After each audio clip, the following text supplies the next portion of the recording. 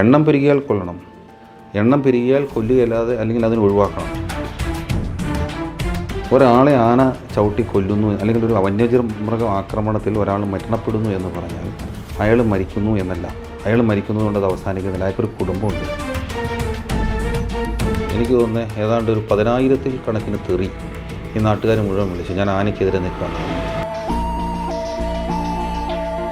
പരിസ്ഥിതിയുമായി ബന്ധപ്പെട്ടുണ്ടാകുന്ന പ്രവർത്തനങ്ങളുടെ മറുവശത്ത് ഇരകളാക്കപ്പെടുന്ന ജനങ്ങളുണ്ട്. വയനാട്ടിലെ പെൺകുഞ്ഞിൻ്റെ ആ രോദനം എത്രയോ മുമ്പ് നമ്മളും പറഞ്ഞതാണ്, ചങ്ക് പൊട്ടി തന്നെ പറഞ്ഞതാണ്.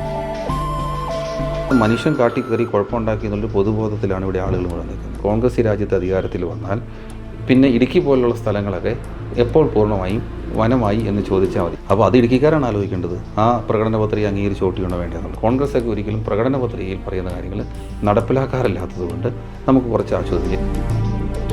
നമ്മളുടെ സാധ്യത ടൂറിസമാണ്. നമ്മൾ ടൂറിസവും കൃഷിയും കൂടെ കൂടി സമന്വയിപ്പിക്കണം. വളരെ സമഗ്രമായൊരു കാഴ്ചപ്പാടും ഒരു കർമ്മ പദ്ധതി എൻ്റെ മുന്നിലുണ്ട്. ലോക്സഭാ തെരഞ്ഞെടുപ്പിൽ ഇടുക്കിയിൽ ഇത്തവണ തീപാർ പോരാട്ടമാണ്. മുന്നണികളുടെ അവസാനഘട്ട പ്രചരണ പ്രവർത്തനങ്ങൾ പുരോഗമിക്കുകയാണ്. ഇടുക്കിയുടെ ഭൂപ്രശ്നങ്ങൾക്ക് വേണ്ടി ശബ്ദമുയർത്തിയ അഡ്വക്കേറ്റ് ജോയ്സ് ജോർജാണ് ഇന്ന് നമ്മളോടൊപ്പമുള്ളത്. HCന്റെ സ്ഥാനാർത്ഥിക്കൊപ്പം എന്ന പരിപാടിയിലേക്ക് സ്വാഗതം. പ്രചരണം രണ്ടാം ഘട്ടത്തിലേക്ക് എത്തി നിൽക്കുകയാണ്. പ്രചരണം പോകുന്ന വഴിക്ക് ജനങ്ങളിൽ നിന്നുള്ള പ്രതികരണം എത്രത്തോളം ഉണ്ട്? ജനങ്ങളുടെ ഇടയ്ക്ക് നിന്നും അങ്ങേക്കുള്ള സപ്പോർട്ട് എങ്ങനെയൊക്കെയാണ്? നമ്മുടെ സ്ഥാനാർത്ഥി പ്രചരണത്തിൻ്റെ ഏതാണ്ട് അവസാന ഘട്ടത്തിലേക്ക് എത്തുകയാണ്. ഇപ്പം മണ്ഡല പര്യടനമാണ് ഇപ്പോൾ ഏറ്റവും അവസാനമായി നടക്കുന്നത്. അതിനകത്ത് തൊടുപുഴ, പീരിമേട്, ഉടുമ്പൻചോല, ഇന്നിപ്പോൾ ഇടുക്കി അസംബ്ലി മണ്ഡലത്തിലെ 2 പഞ്ചായത്തുകൾ വെച്ച് ബാക്കി പൂർണ്ണമായും പര്യടന പരിപാടി കഴിഞ്ഞു. ഇനി അവശേഷിക്കുന്നത് ദേവികുളം മണ്ഡലത്തിൻ്റെ കുറേ ഭാഗവും കോതമംഗലം, മൂവാറ്റുപുഴ മണ്ഡലത്തിൻ്റെയും കുറച്ച് ഭാഗങ്ങളാണ്. നമ്മൾ ആളുകളുമായി ഈ ദിവസങ്ങളിൽ ഇടപെടുമ്പോൾ, ഇപ്പോൾ സ്ഥാനാർത്ഥി പര്യടനത്തിൽ മാത്രമല്ല, സ്ഥാനാർത്ഥിത്വം പ്രഖ്യാപിക്കുന്ന സമയം മുതൽ ഈ ഘട്ടം വരെ ഇടപെടുമ്പോൾ വളരെയേറെ കൂടുതൽ ആളുകളുമായി ഇടപെട്ട് വരുമ്പോൾ ഓരോ ദിവസം ചെല്ലുന്തോറും നമ്മുടെ ആത്മവിശ്വാസം വർദ്ധിച്ച് വരികയാണ്. കാരണം വിവിധ വിഭാഗത്തിൽപ്പെട്ട ആളുകൾ, സാധാരണ കഴിഞ്ഞ ഞാൻ 3ാമത്തെ ഇലക്ഷനിലാണ് മത്സരിക്കുന്നത്. കഴിഞ്ഞ 2 തിരഞ്ഞെടുപ്പുകളിലും നമ്മളോട് താല്പര്യം കാണിക്കാത്ത വിഭാഗങ്ങൾ, വ്യക്തികൾ, അങ്ങനെയുള്ള ആളുകൾ, പ്രസ്ഥാനങ്ങൾ പോലും നമുക്ക് വലിയ പിന്തുണയാണ് ഈ തെരഞ്ഞെടുപ്പിൽ അവരെല്ലാം തരുന്നത്. ഒരു നിരുപാധിക പിന്തുണ പോലെയുള്ള ഒരു സാഹചര്യമാണുള്ളത്. വലിയ തികഞ്ഞ ആത്മവിശ്വാസത്തിലാണ് ഈ തെരഞ്ഞെടുപ്പിൽ നമ്മളുള്ളത്. അത് പറയുമ്പം കഴിഞ്ഞ 2 തവണ ഹൈറേഞ്ച് സംരക്ഷണ സമിതിയുടെ പിന്തുണയോടെയാണ് മത്സരിച്ചത്. ഇത്തവണ CPM ചിഹ്നത്തിലാണ് മത്സരിക്കുന്നത്. അത് എത്രത്തോളം ആത്മവിശ്വാസം പകരുന്നുണ്ട്? 2014 തെരഞ്ഞെടുപ്പിൽ ഒരു പ്രത്യേക സാഹചര്യത്തിലാണ് മത്സരിക്കുന്നത്. അന്ന് എനിക്ക് പ്രത്യേകിച്ച് അങ്ങനെ ഒരു രാഷ്ട്രീയ ആഭിമുഖ്യമൊന്നും ഉണ്ടായിരുന്നില്ല. ഞാൻ ഹൈറേഞ്ച് സംരക്ഷണ സമിതിയുടെ നിയമ ഉപദേഷ്ടാവായിരുന്നു. പക്ഷേ ആ തെരഞ്ഞെടുപ്പിൻ്റെ ഒരു പ്രത്യേക സാഹചര്യത്തിൽ കോൺഗ്രസിൻ്റെ ജനവിരുദ്ധ നിലപാടുകൾക്കെതിരായി ജനങ്ങളെടുത്ത ഒരു തീരുമാനത്തിൻ്റെ ഭാഗമായിട്ടാണ് എനിക്ക് ആ തെരഞ്ഞെടുപ്പിൽ സ്ഥാനാർത്ഥിയാകേണ്ടി വരുന്നത്. അപ്പോൾ ഞാൻ ഇടതുപക്ഷത്തിൻ്റെ പിന്തുണയോടുകൂടി കോൺഗ്രസിനെതിരെയാണ് 2014 തെരഞ്ഞെടുപ്പിൽ മത്സരിച്ചത്. അങ്ങനെയാണ് ആ തെരഞ്ഞെടുപ്പിൽ വിജയിക്കുന്നത്. 5 വർഷക്കാലം MP എന്ന നിലയിൽ പാർലമെൻറ്റിൽ എൻ്റെ പ്രവർത്തനം പൂർണ്ണമായും ഇടതുപക്ഷത്തിൻ്റെ പ്ലാറ്റ്ഫോമിലായിരുന്നു. ഞാൻ പാർട്ടി മെമ്പറൊന്നും ആയിരുന്നില്ലെങ്കിലും ഇടതുപക്ഷത്തോടൊപ്പം നിന്നുകൊണ്ടാണ്. അപ്പോൾ ഇടതുപക്ഷത്തിൻ്റെ നിലപാടുകൾ, പ്രത്യേകിച്ച് രാജ്യത്തിൻ്റെ മതനിരപേക്ഷതയുമായി ബന്ധപ്പെട്ട്, രാജ്യത്തെ ന്യൂനപക്ഷങ്ങൾ, ദളിതർ, ഈ വിഭാഗങ്ങളുമൊക്കെയായി ബന്ധപ്പെട്ടുള്ള നിലപാടുകൾ, ആ നിലപാടിനകത്ത് കൃത്യതയും വ്യക്തതയും അന്ന് എനിക്ക് ബോധ്യമായിട്ടുണ്ട്. മാത്രമല്ല പാർലമെൻറ്റിനകത്ത് ഇതുപോലുള്ള വിഷയങ്ങളെ സംബന്ധിച്ച് ഒരു വിഷയമുണ്ടാകുമ്പോൾ പലപ്പോഴും കോൺഗ്രസ്സൊക്കെ പിന്നോട്ട് വലിയുന്ന സാഹചര്യമാണ് അന്നും ഉണ്ടായിരുന്നത്. 2014 മുതൽ 19 വരെ, പ്രത്യേകിച്ച് രാജ്യത്ത് ന്യൂനപക്ഷങ്ങൾക്കെതിരായൊക്കെ ഉണ്ടാകുന്ന ആക്രമണങ്ങൾ ഉണ്ടാകുമ്പോൾ കോൺഗ്രസിൻ്റെ ഒരു മതനിരപേക്ഷ നിലപാട് അത് കൃത്യതയോടുകൂടി ഉയർത്തിപ്പിടിക്കാൻ അവർക്കൊരിക്കലും സാധിച്ചിരുന്നില്ല. പിന്നീടാണത് മൃദു ഹിന്ദുത്വം എന്നൊക്കെ നറേറ്റീവിലേക്ക് വരുന്നത്. പക്ഷേ അതിനു മുമ്പ് തന്നെ കോൺഗ്രസ് അങ്ങനെ വല്ലാണ്ട് മാറിയിരുന്നു. പ്രത്യേകിച്ച് വടക്കേ ഇന്ത്യൻ രാഷ്ട്രീയത്തോടൊപ്പം നിന്നുകൊണ്ട് BJPയുടെ ഹിന്ദുത്വ നിലപാടിൻ്റെ ഒപ്പം ചേരുന്ന ഒരു സാഹചര്യം ഉണ്ടായി. അപ്പോൾ അന്ന് മുതൽ നമ്മൾ ഇടതുപക്ഷത്തിനൊപ്പമാണ്. 2019 പാർലമെൻറ്റ് ഇലക്ഷൻ ഞാൻ മത്സരിക്കുന്നതും ഇടതുപക്ഷ ജനാധിപത്യ മുന്നണിയുടെ സ്ഥാനാർത്ഥിയായിട്ട് തന്നെയാണ്. ആ തെരഞ്ഞെടുപ്പ് ഞാൻ പരാജയപ്പെട്ടു. പിന്നീടുള്ള 5 വർഷക്കാലത്ത് ഇടുക്കിയുമായി ബന്ധപ്പെട്ട് എൻ്റെ ഒരു പ്രധാനപ്പെട്ട ഒരു പൊതുപ്രവർത്തനത്തിൻ്റെ ഒരു സാധ്യത, അല്ലെങ്കിൽ ഞാനതിനെ കണ്ടത് ഇടുക്കിയുമായി ബന്ധപ്പെട്ടിട്ടുള്ള ജനങ്ങളുമായി ബന്ധപ്പെട്ട പ്രശ്നങ്ങളുടെ പരിഹാരം ഉണ്ടാക്കുക എന്നുള്ളതാണ്. അത് ആ ഒരു ഘട്ടത്തിൽ, തുടക്കത്തിൽ. പക്ഷേ പിന്നീട് അത് പശ്ചിമഘട്ടമാകെ വരുന്ന അല്ലെങ്കിൽ പരിസ്ഥിതിയുമായി ബന്ധപ്പെട്ടുണ്ടാകുന്ന പ്രവർത്തനങ്ങളുടെ മറുവശത്ത് ഇരകളാക്കപ്പെടുന്ന ജനങ്ങളുണ്ട്. അത് ഇടുക്കി ജില്ലയിൽ മാത്രമല്ല, കേരളത്തിൻ്റെ മലയോര മേഖലയിൽ പശ്ചിമഘട്ടത്തിലാകെയുണ്ട്. അപ്പോൾ ആ ജനങ്ങളുമായി ബന്ധപ്പെട്ടിട്ടുണ്ടാകുന്ന വിവിധ തരത്തിലുള്ള വിഷയങ്ങൾ അത് പിന്നീടൊരു ഘട്ടം കഴിയുമ്പോൾ അത് ഇന്ത്യയിലാകെ വരുന്ന ആ തരത്തിലുള്ള പ്രവർത്തനമുണ്ട്. ഇപ്പോൾ മറ്റ് സംസ്ഥാനങ്ങളുമൊക്കെയായി ബന്ധപ്പെട്ട് കൺസർവേഷനുമായി സംരക്ഷണത്തിൻ്റെ അഭയാർത്ഥികളായിത്തീരുന്ന കൺസർവേഷൻ റെഫ്യൂജീസ് കേരളത്തിലുണ്ട്, ഇന്ത്യയിലാകമാനമുണ്ട്. അപ്പോൾ അങ്ങനെ വരുന്ന ആ വിഭാഗമൊക്കെയായി ഐഡൻറ്റിഫൈ ചെയ്തുള്ളൊരു പ്രവർത്തനത്തിലേക്കാണ് ഞാൻ പിന്നീട് കടക്കുന്നത്. അങ്ങനെ വരുമ്പോൾ ഞാൻ പിന്നീട് 2019 ശേഷമുള്ള എൻ്റെ പ്രവർത്തനങ്ങൾ ഇടതുപക്ഷ പ്ലാറ്റ്ഫോമിൽ നിന്നുകൊണ്ടാണ് ഈ കേരളത്തിൽ നടത്തിയിട്ടുള്ളത്. ഗവൺമെൻറ്റുമായി സഹകരിച്ചിട്ടാണ് പോയിട്ടുള്ളത്. അപ്പോൾ ഇടതുപക്ഷ ജനാധിപത്യ മുന്നണിയുമായും CPM-ഉമായും ഒക്കെ പൂർണ്ണമായും സഹകരിച്ച് അവരുടെ പ്ലാറ്റ്ഫോമുകളിലൂടെയാണ് പിന്നെ കഴിഞ്ഞ 5 വർഷക്കാലത്ത് എൻ്റെ വക്കീൽ എന്നുള്ള എൻ്റെ ജോലിക്ക് അപ്പുറമുള്ള എൻ്റെ പൊതുപ്രവർത്തനം ഞാൻ കൊണ്ടുപോയിരുന്നത്. അപ്പോൾ വീണ്ടും തിരഞ്ഞെടുപ്പിൽ മത്സരിക്കാൻ വരുമ്പോൾ എനിക്കങ്ങനെ ഞാൻ എവിടെ നിൽക്കണം എന്നുള്ളതിനെ സംബന്ധിച്ചൊരു ഐഡൻറ്റിറ്റി ക്രൈസിസ് ഇല്ല. ഞാൻ പൂർണ്ണമായും ഇടതുപക്ഷത്തിൻ്റെ പ്ലാറ്റ്ഫോമിനൊപ്പം നിൽക്കുന്ന ഒരാളാണ്. ഞാനിനി അതല്ല എന്ന് പറഞ്ഞു പോകുന്നതാണ് ആളുകളുടെ അടുത്തൊരു കബളിപ്പിക്കൽ. ഞാൻ എന്താണ് എന്ന് എല്ലാവർക്കും ബോധ്യമുള്ളിടത്ത് അത് പരസ്യമായി പറഞ്ഞു നിൽക്കുന്നു എന്നുള്ളതല്ലാതെ അതിനപ്പുറത്ത് ചിഹ്നത്തിൽ മത്സരിക്കുന്നു എന്നുള്ളതിന് വേറെ ഒരു പ്രസക്തിയില്ല. സാർ പറഞ്ഞ പോലെ കസ്തൂരിരംഗൻ മാധവ് ഗാഡ്ഗിൽ ആ ഒരു റിപ്പോർട്ടുമായിട്ട് ബന്ധപ്പെട്ട ആ ഒരു സാഹചര്യത്തിലാണ് സാറ് തെരഞ്ഞെടുപ്പ് മത്സരം ആ ഒരു രംഗത്തേക്ക് കടന്നു വന്നത്. സാറ് ജനങ്ങൾ വിശ്വാസം അർപ്പിച്ച് സാറിനെ വിജയിപ്പിച്ചു. ഈ 5 വർഷം കൊണ്ട് ഇടുക്കിയിലെ ജനങ്ങളുടെ പ്രശ്നങ്ങൾക്ക് പൂർണ്ണമായ ഒരു പരിഹാരം കണ്ടെത്താൻ സാധിച്ചെന്ന് വിശ്വസിക്കുന്നതാണ്. 5 വർഷം MP ആയിരുന്ന കാലമുണ്ടല്ലോ, അതിനകത്ത് നമ്മൾ മനസ്സിലാക്കേണ്ട കാര്യം പാർലമെൻറ്റ് അംഗം MP എന്നൊരു പദവി നമ്മൾ പലപ്പോഴും അതിനെ കാണുന്നത് അല്ലെങ്കിൽ അതിനെ കൊണ്ട് ആളുകൾ അതിനെ കൈകാര്യം ചെയ്യുന്ന രീതി എന്താ, അതിനെ ഒരു അലങ്കാരമായിട്ട് ഒരു പദവിയായിട്ട് അങ്ങ് കൊണ്ടു നടക്കുകയാണ്. പക്ഷെ ഞാനതിനെ അങ്ങനെയല്ല കണ്ടത്. അതൊരു ഉത്തരവാദിത്തമാണ്. ഉത്തരവാദിത്തത്തിനപ്പുറത്ത് കൃത്യമായി അതൊരു ഭരണഘടനാ പദവിയും അതൊരധികാരമാണ്. അപ്പോൾ അതിൻ്റെ സാധ്യതകൾ ഉപയോഗിച്ച് ഇടപെടാൻ പറ്റുന്ന ഒട്ടനവധി മേഖലയുണ്ട്. ആ സാധ്യതകൾ ഏതെന്ന് അന്വേഷിച്ച് കണ്ടെത്തി ആ മേഖലകളിലെ ഇടപെടലുകളായിരുന്നു എൻ്റെ 5 വർഷക്കാലം. നിങ്ങൾ ചോദിച്ച ചോദ്യത്തിനകത്ത് എല്ലാം പരിഹരിക്കാൻ പറ്റിയോ എന്ന ചോദ്യത്തിന് എൻ്റെ ഉത്തരം ഇല്ല എന്നാണ്. പക്ഷേ ഞാൻ ഇടപെടാത്ത ഒരു വിഷയവും ഈ പാർലമെൻറ്റ് നിയോജക മണ്ഡലവുമായി ബന്ധപ്പെട്ട് ആ 5 വർഷക്കാലം ഉണ്ടായിട്ടില്ല. എവിടെയെങ്കിലും ഒരു പഞ്ചായത്ത് റോഡ് പൊളിഞ്ഞു കിടക്കുന്ന വിഷയം പോലും എൻ്റെ ശ്രദ്ധയിൽപ്പെടുത്തിയാൽ ഞാൻ അതിനകത്ത് ഇടപെടുമായിരുന്നു. അതല്ല, എൻ്റെ ശ്രദ്ധയിൽ ആളുകൾ പെടുത്തുകയും ചെയ്യുമായിരുന്നു. കാരണം നാട്ടിലെവിടെയെങ്കിലും ഒരു ചെറിയ പഞ്ചായത്ത് റോഡിൽ കുഴിയുണ്ടായാൽ പോലും അത് MP-യുടെ ഉത്തരവാദിത്തമാണെന്ന് ഇടുക്കിക്കാർ ധരിച്ചു വെച്ചിരുന്ന 5 വർഷമാണത്. കാരണം അത്രത്തോളം ആളുകളുമായി ബന്ധപ്പെട്ടിട്ട് താഴെത്തട്ടിലെത്തിയാണ് ഞാൻ പ്രവർത്തിച്ചിരുന്നത്. അപ്പോൾ അത് ചെയ്യുമായിരുന്നു. അപ്പോൾ അങ്ങനെയാണ് നമ്മളിതിനെ കൊണ്ടുപോയിട്ടുള്ളത്. അപ്പോൾ അങ്ങനെ വരുമ്പോൾ മാധവ് ഗാഡ്ഗിൽ കസ്തൂരിരംഗൻ റിപ്പോർട്ടുകളിലാണല്ലോ നിങ്ങൾ ചോദിച്ച ചോദ്യത്തിൻ്റെ കാതൽ. ആ തെരഞ്ഞെടുപ്പിൽ മത്സരിക്കാൻ വരുമ്പോൾ ആ തെരഞ്ഞെടുപ്പിൽ 2014 തെരഞ്ഞെടുപ്പിൽ കോൺഗ്രസ് മാധവ് ഗാഡ്ഗിൽ റിപ്പോർട്ട് നടപ്പിലാക്കാൻ കൊണ്ടുവന്ന രാഷ്ട്രീയ പ്രസ്ഥാനമാണ്, അവരുടെ ഗവൺമെൻറ്റാണ് UPA. എതിരെ മത്സരിക്കുന്ന BJP അവരുടെ പ്രകടന പത്രികയിൽ അവർ അധികാരത്തിൽ വന്നാൽ ഗാഡ്ഗിൽ സമിതിയുടെ റിപ്പോർട്ട് നടപ്പിലാക്കുമെന്ന് പറഞ്ഞിട്ടാണ് അധികാരത്തിൽ വരുന്നത്. അതിന് രണ്ടിനും എതിരെ മത്സരിച്ചിട്ടാണ് ഞാൻ പാർലമെൻറ്റിൽ ചെല്ലുന്നത്. അപ്പം MP എന്ന പദവിയുടെ സാധ്യതകളെ പൂർണ്ണമായും ഉപയോഗിച്ചുകൊണ്ടാണ് പാർലമെൻറ്റിനകത്ത് ഇടപെടുന്നത്. അങ്ങനെ പറ്റുള്ളൂ പാർലമെൻറ്റിനകത്ത് ഇടപെടാൻ. പാർലമെൻറ്റിനകത്ത് ആ വിഷയം ഉന്നയിക്കുന്നു, ഇടപെടൽ നടത്തുന്നു. അതോടൊപ്പം തന്നെ പാർലമെൻറ്റിന് പുറത്ത് ഈ പശ്ചിമഘട്ടത്തിൻ്റെ ഈ മലയോര മേഖലയിൽ വരുന്ന 5 സംസ്ഥാനങ്ങളിൽ വരുന്ന ഈ പ്രദേശത്ത് ഒരു MP-മാർ, മഹാരാഷ്ട്രയിൽ നിന്നുള്ള ബഹുമാന്യനായ ശരത് പവാർ ഉൾപ്പെടെയുള്ള MP-മാർ, ആ MP-മാരെയെല്ലാം ഈ കാര്യങ്ങളുടെ ഗൗരവത്തിലേക്ക് കൊണ്ടുവരികയും ഒരു കൂട്ടായ്മ രൂപപ്പെടുത്തുകയും ചെയ്തു. അതിനകത്ത് വിളിച്ച മീറ്റിങ്ങിൽ ബഹുമാന്യനായ ശരത് പവാർ പങ്കെടുത്തു എന്ന് പറയുമ്പോഴാണ് നിങ്ങൾക്ക് അതിൻ്റെ ഗൗരവം മനസ്സിലാകുക. അങ്ങനെ നടത്തി എന്നിട്ട് സംസ്ഥാന ഗവൺമെൻറ്റുകളും കേന്ദ്ര ഗവൺമെൻറ്റും കേന്ദ്ര വനം പരിസ്ഥിതി മന്ത്രാലയവും ഒക്കെയായി കൃത്യമായി നടത്തിയ ഇടപെടലിൻ്റെ അടിസ്ഥാനത്തിൽ ഗാഡ്ഗിൽ റിപ്പോർട്ട് നടപ്പിലാക്കില്ല എന്ന് BJP ഗവൺമെൻറ് പാർലമെൻറ്റിൽ പ്രഖ്യാപിച്ചു. അതിനുശേഷം കസ്തൂരിരംഗൻ റിപ്പോർട്ടാണ്. കസ്തൂരിരംഗൻ റിപ്പോർട്ടിനകത്ത് കസ്തൂരിരംഗൻ റിപ്പോർട്ട് എപ്പോഴാണ് നമുക്കൊരു പ്രതിസന്ധി ഉണ്ടാക്കുന്നത്, അത് ഇടുക്കിയിലെ ജനങ്ങൾ അതിനെതിരെ അല്ലെങ്കിൽ പശ്ചിമഘട്ടത്തിലെ ആളുകൾ അതിനകത്ത് അതൊരു പ്രതിസന്ധിയായി കാണുന്നത് കസ്തൂരിരംഗൻ റിപ്പോർട്ട് വന്നപ്പോഴല്ല. കസ്തൂരിരംഗൻ റിപ്പോർട്ടിൻ്റെ അടിസ്ഥാനത്തിൽ 2013 നവംബർ മാസം 13-ാം തീയതി കേന്ദ്ര വനം പരിസ്ഥിതി മന്ത്രാലയം പരിസ്ഥിതി സംരക്ഷണ നിയമത്തിലെ 5-ാം വകുപ്പ് എന്ന് പറഞ്ഞാൽ വളരെ അടിയന്തര ഘട്ടങ്ങളിൽ പ്രയോഗിക്കേണ്ട വകുപ്പ് ഉപയോഗിച്ചുകൊണ്ട് അടിയന്തരമായി ഈ കസ്തൂരിരംഗൻ കണ്ടെത്തിയ പശ്ചിമഘട്ടത്തിലെ പരിസ്ഥിതി ലോല മേഖലകളെയാകെ ESZ പരിസ്ഥിതി ലോല മേഖലയായി പ്രഖ്യാപിച്ച് നിയന്ത്രണങ്ങൾ ഏർപ്പെടുത്തിയപ്പോഴാണ്. അതിനെതിരെയാണ് ഇവിടെ രാപകൽ സമരം ഉൾപ്പെടെയുള്ള വലിയ സമരങ്ങൾ ഉണ്ടാകുന്നത്. അപ്പോൾ ആ റിപ്പോർട്ട് അനുസരിച്ചിട്ട് നമ്മളുടെ ഇടുക്കി ജില്ലയിലെ ഏതാണ്ട് തൊടുപുഴത്തെ 1, 2, 3 വില്ലേജുകൾ ഒഴിച്ച് ബാക്കി മുഴുവൻ പരിസ്ഥിതി ലോല മേഖലയാണ്. അപ്പോൾ അതിൽ നിന്ന് നമ്മൾ പുറത്ത് കിടക്കണം. അപ്പോൾ അതിനെ മറികടക്കാൻ വേണ്ടി അന്ന് തെരഞ്ഞെടുപ്പിൻ്റെ ഒരു ഘട്ടത്തിൽ വന്നതാണ് ഉമ്മൻ വി ഉമ്മൻ സമിതി. അപ്പോൾ ഉമ്മൻ വി ഉമ്മൻ സമിതി കുറേയേറെ ഏരിയ അതിൽ നിന്ന് ഒഴിവാക്കി. പക്ഷേ നവംബർ 13 ഉത്തരവ് നിലനിന്നിരുന്നതുകൊണ്ട് നമ്മൾ പരിസ്ഥിതി ലോല മേഖലയ്ക്കുള്ളിലായി. കേന്ദ്ര ഗവൺമെൻറ് വിജ്ഞാപനമാണ്. ആ വിജ്ഞാപനത്തെ 2018 ഡിസംബർ മാസം 2-ാം തീയതി ഒരു ഉത്തരവിലൂടെ ഭേദഗതി ചെയ്യിച്ച് നമ്മൾ ഉത്തരവ് പുറപ്പെടുവിക്കുന്നൊരു വിജ്ഞാപനം. അങ്ങനെ വരുമ്പോഴാണ് നമ്മൾ ഈ പറയുന്ന നമ്മുടെ പ്രദേശങ്ങളാകെ പരിസ്ഥിതി ലോല മേഖലയ്ക്ക് പുറത്ത് കിടക്കുന്നത്. അത് സാധ്യമാകുന്നത് ഏതാണ്ട് 4 വർഷക്കാലത്തെ MP എന്ന പദവിയുടെ മുഴുവൻ സാധ്യതകളെയും ഉപയോഗിച്ച് കേന്ദ്ര ഗവൺമെൻറ്റിൽ, കേന്ദ്ര വനം പരിസ്ഥിതി മന്ത്രാലയത്തിൽ അതുകൊണ്ട് നിൽക്കില്ല. കാരണം സംസ്ഥാന ഗവൺമെൻറ് കൊടുത്ത റിപ്പോർട്ടാണ് അതിൻ്റെ ആധാരം. രണ്ട് സംസ്ഥാന ഗവൺമെൻറ്റുകളും തമ്മിൽ നടത്തിയിട്ടുള്ള ഏകോപനത്തിൻ്റെയൊക്കെ ഭാഗമായിട്ടാണ് നമുക്കത് ആ പുറപ്പെടുവിക്കും. അതോടുകൂടി ആ വിഷയം 80% പരിഹരിക്കപ്പെട്ടു. അപ്പോൾ നിങ്ങൾ ചോദിച്ച ഉത്തരം ആളുകളോട് ആ 2 വിഷയത്തിനകത്ത് നീതി പുലർത്തിയോ എന്ന് ചോദിച്ചാൽ എൻ്റെ ഉത്തരം 100% നീതി പുലർത്തി എന്നാണ്.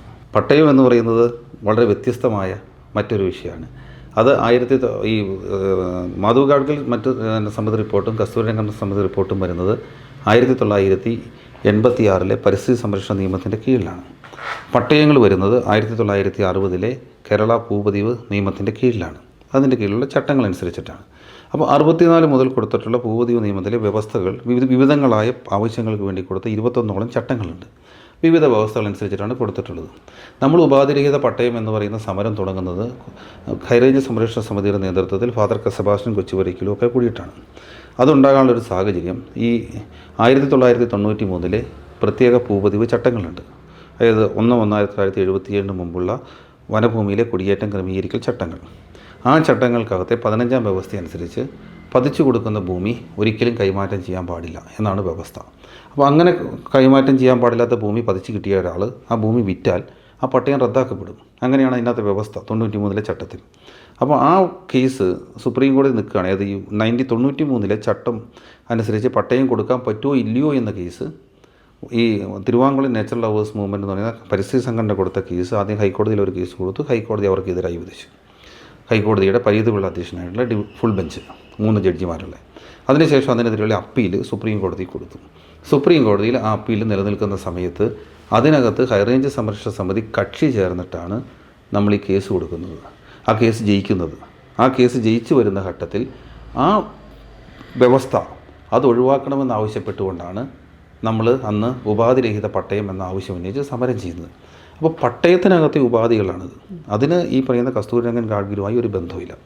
ആ ഉപാധികൾ ഒഴിവാക്കണമെന്നുള്ളതാണ് നമ്മുടെ ആവശ്യം. അതിനകത്ത് ഒത്തിരിയേറെ ഉപാധികൾ 2018 ഓഗസ്റ്റ് മാസം 10-ാം തീയതിയിലെ ഗവൺമെൻറ് ഉത്തരവ് ഒരു 64 റൂൾസിനകത്ത് നടന്നൊരു ഭേദഗതിയിലൂടെ ഒഴിവാക്കപ്പെട്ടു. 93 റൂൾസിനകത്തുള്ളത് 2010 തന്നെ ഒഴിവാക്കപ്പെട്ടു. ഇനിയിപ്പോൾ അവശേഷിക്കുന്നത് നിർമ്മാണ നിരോധനമൊക്കെയായി വാണിജ്യ നിർമ്മിതികൾക്കുള്ള അനുമതിയുമായി, അതായത് ഭൂമി പതിച്ചു കൊടുക്കുന്നതിൻ്റെ പർപ്പസ് ഓഫ് അസൈൻമെൻറ്റുമായി ബന്ധപ്പെട്ടിട്ടുള്ള ഒരു വിഷയമാണ് നിൽക്കുന്നത്. അത് സുപ്രീം കോടതി വരെ പോയി കേസ് പോയി. ഇപ്പോൾ സംസ്ഥാന ഗവൺമെൻറ് അതിനകത്ത് കേരള നിയമസഭയിൽ ഒരു ബില്ല് പാസ്സാക്കിയിട്ടുണ്ട്. അത് ഗവർണറുടെ അടുത്ത് ഒപ്പിടാനായിട്ടിരിക്കുകയാണ്. ഗവർണർ ഒപ്പിട്ടിട്ടില്ല. അത് ഒപ്പിട്ടതിന് ശേഷം അതിൻ്റെ ചട്ടങ്ങളുണ്ടാവും. ആ ചട്ടങ്ങളുണ്ടാകുന്ന ഘട്ടത്തിൽ ഇവിടെ ഒരു പ്രതിസന്ധിയില്ലാതെ അത് പരിഹരിക്കണം എന്നുള്ള നിലപാടാണ് നമുക്കുള്ളത്. അപ്പോൾ അതിനുള്ള ഇടപെടലുകളാണ് നമ്മൾ നടത്തിക്കൊണ്ടിരിക്കുന്നത്. ഈ കഴിഞ്ഞ 5 വർഷക്കാലവും MP അല്ലാതായിരിക്കുന്ന 5 വർഷക്കാലവും അത് നിരന്തരമായി ആ വിഷയങ്ങൾ പരിഹരിക്കുന്നുള്ള എല്ലാ പരിശ്രമത്തിനുമൊപ്പം നിന്നിട്ടാണ് ഞാൻ പ്രവർത്തിക്കുന്നത്. ഇനിയും ഇപ്പോൾ നമ്മൾ ആളുകളോട് വോട്ട് ചോദിക്കുന്നത് എന്തുകൊണ്ടാണ്?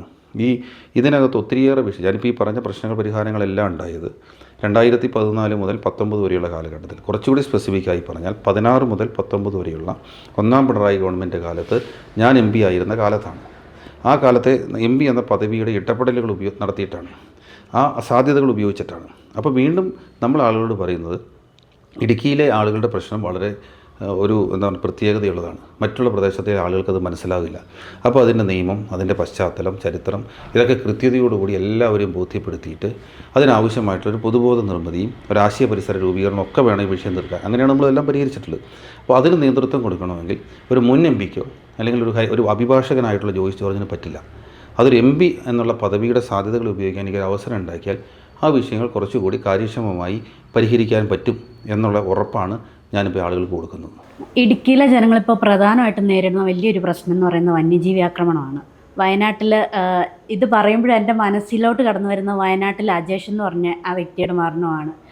അദ്ദേഹത്തിൻ്റെ മകൾ മീഡിയയ്ക്ക് മുമ്പിൽ വന്നപ്പം ആവശ്യപ്പെട്ട ഒരേ ഒരു കാര്യം, ഇങ്ങനെ ഇനി ആർക്കും സംഭവിക്കരുത്, ഞാൻ കരഞ്ഞ പോലെ ഇനി ഒരു കുട്ടികളും കരയരുതെന്നും പറഞ്ഞ് ആ കൊച്ചു കരഞ്ഞതോ അത് മനസ്സിൽ നിന്ന് മായാതെ കിടക്കുന്ന ഒരു ചിത്രമാണ്. അതേപോലെ ഇടുക്കിയിലോട്ട് വരുമ്പോഴാണെങ്കിലും ഈ 2.5 മാസത്തിനിടയിൽ ഒരുപാട് മരണങ്ങൾ, ഒരുപാട് ആക്രമണം, അങ്ങനെ ഒരുപാട് കാര്യങ്ങൾ സംഭവിച്ചിട്ടുണ്ട്. താങ്കൾ ഭരണത്തിലേക്ക് വന്നാൽ ഇതിനൊരു ശാശ്വതമായ പരിഹാരം കണ്ടെത്താൻ സാധിക്കും? സോണിറ്റ, ഈ അജേഷിൻ്റെ കൊച്ച് പറഞ്ഞ കാര്യം, അത് ആ കൊച്ച് വളരെ വൈകാരികമായി പറഞ്ഞതുകൊണ്ടാണ്.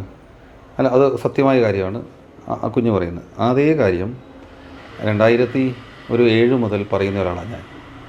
ഇനി ഇങ്ങനെ ഒരാളും മരിക്കാൻ പാടില്ല എന്ന്. മാത്രമല്ല 2007 മുതൽ ഞാനിത് പറയുമ്പോൾ, പ്രത്യേകിച്ച് 2014 തെരഞ്ഞെടുപ്പൊക്കെയായി ബന്ധപ്പെട്ട് ഇത് പറഞ്ഞപ്പോൾ, 14 മുതൽ 19 വരെ ഞാൻ MP ആയിരുന്ന സമയത്ത് ഞാനിത് നിരന്തരമായി പറയുമായിരുന്നു. പാർലമെൻറ്റിനകത്തും പുറത്തുമൊക്കെ പറയും. എൻ്റെ ഒരു പാർലമെൻറ്റിലെ ഒരു പ്രസംഗമുണ്ട്, നിങ്ങൾക്ക് എൻ്റെ ക്ലിപ്പിംഗ് കിട്ടും, യൂട്യൂബിലൊക്കെ ഉണ്ട്. ഞാൻ പറയുന്നുണ്ട്, ഒരാളെ ആന ചവിട്ടി കൊല്ലുന്നു അല്ലെങ്കിൽ ഒരു വന്യമൃഗ ആക്രമണത്തിൽ ഒരാൾ മരണപ്പെടുന്നു എന്ന് പറഞ്ഞാൽ അയാൾ മരിക്കുന്നു എന്നല്ല.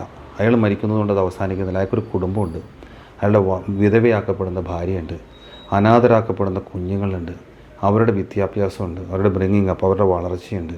അതെല്ലാം കൂടി ഉണ്ടാക്കുന്ന വലിയ സാമൂഹ്യ പ്രശ്നം കൂടിയാണ് വന്യജീവി ആക്രമണത്തിലൂടെ ഉണ്ടാകുന്നത്. അതിനെ ആ തരത്തിൽ തന്നെ അഡ്രസ്സ് ചെയ്യണമെന്ന് പാർലമെൻറ്റിൽ പ്രസംഗിച്ചിട്ടുള്ള ഒരാളാണ് ഞാൻ MP ആയിരിക്കുന്ന സമയത്ത്. മാത്രമല്ല ഇതുണ്ടാകും എന്ന് നമ്മൾ എത്രയോ മുൻപേ കൃത്യതയോടുകൂടി പറഞ്ഞു. കാട് വിട്ട് മൃഗങ്ങൾ ഇറങ്ങി വന്ന് മനുഷ്യനെ കൊല്ലുകയും മനുഷ്യൻ ജീവിക്കാൻ പറ്റാത്ത സ്ഥിതി ഉണ്ടാവും. അതുകൊണ്ട് ഇതിനകത്ത് കൃത്യതയോടുകൂടിയ ഒരു നയപരമായ നിലപാടെടുക്കണം രാഷ്ട്രീയ പ്രസ്ഥാനങ്ങളെല്ലാം, ഗവൺമെൻറ്റുകൾ എടുക്കണം. അതിൻ്റെ അടിസ്ഥാനത്തിൽ ഈ 1972 വന്യജീവി സംരക്ഷണ നിയമം ഭേദഗതി ചെയ്യണം എന്ന് എത്രയോ മുമ്പ് പറയുകയും നിരന്തരമായി പറയുകയും ഇപ്പോഴും പറഞ്ഞുകൊണ്ടിരിക്കുകയാണ്. ഇതിനെ സംബന്ധിച്ചിട്ടുള്ള ഒരു വ്യക്തത കുറവ് പൊതുവെ എല്ലാവർക്കും ഉണ്ട്. പക്ഷേ എന്നെ സംബന്ധിച്ചിടത്തോളം അതിനകത്തൊരു ക്ലാരിറ്റിയുടെ കുറവില്ല. ഞാനിപ്പോഴും പറയും, ഞാൻ ഏറ്റവും ലേറ്റസ്റ്റായി ഇപ്പോൾ ഞാൻ എൻ്റെ സ്ഥാനാർത്ഥി എന്നില്ല, എന്നോട് ഈ പ്രാവശ്യം തെരഞ്ഞെടുപ്പിൽ സ്ഥാനാർത്ഥിയായി മത്സരിക്കുന്നതിനെ സംബന്ധിച്ച് ആളുകൾ ചോദിച്ചപ്പോൾ എൻ്റെ ചില അടുത്ത എന്താണ് എൻ്റെ അഭ്യുദയകാംക്ഷികളായ ആളുകൾ, ഞാനൊരു നല്ല പ്രാക്ടീസൊക്കെ ആയി കോടതിയിൽ നിൽക്കുന്ന സമയത്ത് എൻ്റെ അഭിഭാഷകരായ സുഹൃത്തുക്കൾ, അതിനേക്കാൾ കുറച്ചുകൂടി മുകളിലുള്ള നമ്മുടെ സുഹൃത്തുക്കളൊക്കെ ചോദിച്ചൊരു കാര്യം, ഇനിയും പാർലമെൻറ്റ് ഇലക്ഷൻ മത്സരിക്കാൻ പോകണമെന്നാണ്. പക്ഷേ എന്നെ സംബന്ധിച്ചിടത്തോളം എൻ്റെ സേഫ് സോൺ എന്ന് പറയുന്നത് വേണമെങ്കിൽ എനിക്ക് എൻ്റെ അഭിഭാഷക വൃത്തിയായിട്ട് പോയാൽ മതി. പക്ഷേ ഞാനത് വിട്ട് മത്സരിക്കാനായിട്ട് വീണ്ടും വരാൻ കാരണം എന്താ? എനിക്ക് പറയാൻ കുറേ കാര്യങ്ങളുണ്ട് ആളുകളോട്. അത് കേൾക്കാൻ ഞാൻ സ്ഥാനാർത്ഥി ആയതുകൊണ്ടാണ് സോണിറ്റ് എന്നെ ഇൻ്റർവ്യൂ ചെയ്യാൻ വരുന്നത്. അതുകൊണ്ട് എനിക്കിത് പറയാൻ പറ്റുന്നത്. ഞാൻ സ്ഥാനാർത്ഥി ആയതുകൊണ്ട് എൻ്റെ മുമ്പിൽ ഒരു ക്രൗഡ് വരുന്നത്, എനിക്കത് പറയാൻ പറ്റും. ഞാനത് നിരന്തരമായി പറഞ്ഞുകൊണ്ടിരിക്കുക. എന്താ ഇതിൻ്റെ പ്രശ്നം? 1972 വന്യജീവി സംരക്ഷണ നിയമം ഉണ്ടാക്കുമ്പോൾ protection of the wild life എന്നാണ് പറഞ്ഞത്. സംരക്ഷണം മാത്രമാണ് അന്നുള്ളത്. ആ പ്രൊട്ടക്ഷൻ എന്നുള്ള തലത്തിലാണ് ആ നിയമം അന്നുണ്ടാക്കിയത്. ആ നിയമത്തിനകത്തെ വ്യവസ്ഥകളെന്ന് പറയുന്നത് വന്യജീവികളെ സംരക്ഷിക്കുക, അങ്ങനെ വെറുതെ സംരക്ഷണം മാത്രമാണ്, അതിനെ പൂർണ്ണമായി സംരക്ഷിക്കും. പക്ഷേ 72 അതുണ്ടാകുന്നത് ബഹുമാനിയായ ഇന്ദിരാഗാന്ധി സ്റ്റോക്ക്ഹോം കൺവെൻഷന് ശേഷം വന്നിട്ട് ആണ് ആ നിയമം പാസ്സാക്കുന്നത്. അപ്പോൾ അന്ന് ലോകത്തിന് മുമ്പിലും അതൊക്കെ ഉണ്ടാവുള്ളൂ. പക്ഷേ പിന്നീട് ലോകം മാറി.